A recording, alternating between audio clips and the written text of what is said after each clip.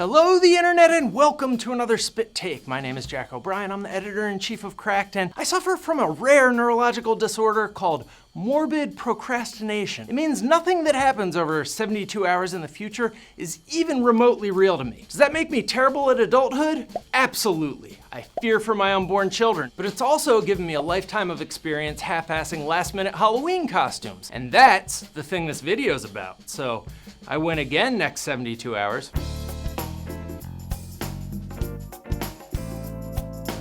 Now at first, asking the internet for last-minute costume ideas looks like it might be a dinner bell for crazy people. Like, so what really went down on 9/11, but seasonal? Actually, these are just wild swings and misses at riddle costumes. Here's an actually successful example, and then here's a bunch of examples that prove they're extremely hard to pull off and look crazy as shit right up to the last moment where you explain what you are, assuming they give you the chance. His mouth may say chick magnet, but the naked Barbie dolls scream, serial killers masturbate to this. The point is, a half-assed Halloween costume has no right or wrong answer. If more than one person comes up to you and says, "Oh, I get it, hot garbage," do not insist that, no, you're actually recycled paper. Really? Recycled paper? They just gave you a dismount. Use it. One year I decided to carve my beard into a glorious mustache and be Magnum PI. And after the first two people who saw me guessed that I was the creepy guy from There's Something About Mary, that's what I was. This personal anecdote brought to you by our next point.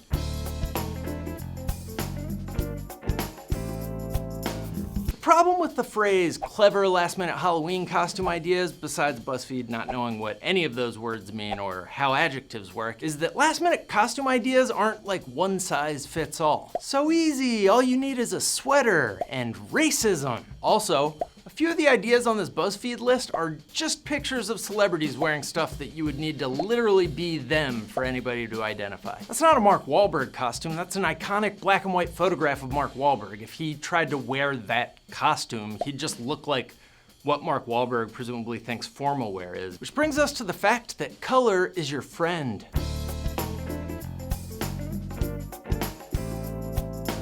For some reason, Halloween makes people want to wear black. Those people can look forward to an evening of nobody being able to tell if they're the Crow or that goth kid we used to go to high school with, or Wednesday Addams like every girl on Pinterest, or every Tim Burton character ever. And that's assuming they can see you at all. That is the creepiest way to tell your kids you want them to get hit by a car.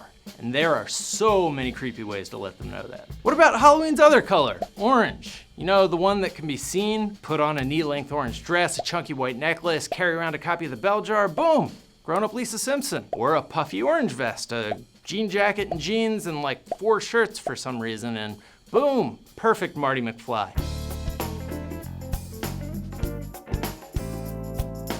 Your half-assed costume will probably have some pretty serious flaws. If you went with my Lisa Simpson suggestion earlier, you may notice that your head still doesn't look like it was cut out of yellow construction paper by a bear trap. Or, like me, you'll realize that orange vests are a little harder to come by than you thought, and you'll spend all your time on purple underwear, then realize that you're not showing them to anyone because it takes you like 45 minutes to tuck all the different layers of clothing in. Now, here's where your instinct's gonna be to turn on your inner half-ass. Start thinking like a full ass, I guess? Lots of butt and poop fractions this episode. Anyways, that's how mistakes happen, because nothing clashes worse than half-assed and full-assed preparation.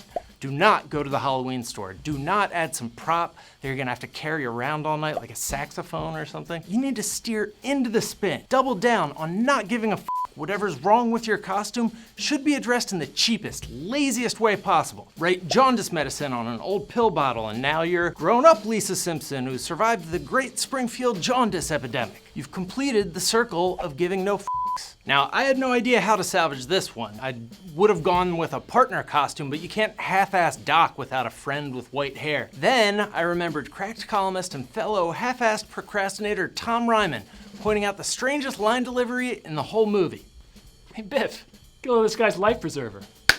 Dork thinks he's gonna drown. Hey Biff, get a load of this guy's life preserver. Dork thinks he's gonna drown. And that's when I knew our half-assed costume was complete. It's not even the right guy from Biff's crew. And nobody cares, Tom. I take my Halloween costume seriously. Don't make me repeat myself, Tom. Nobody cares. I have a screen-accurate costume of Alan Rickman from Quigley Down Under. Give me a sec. Let me try something out.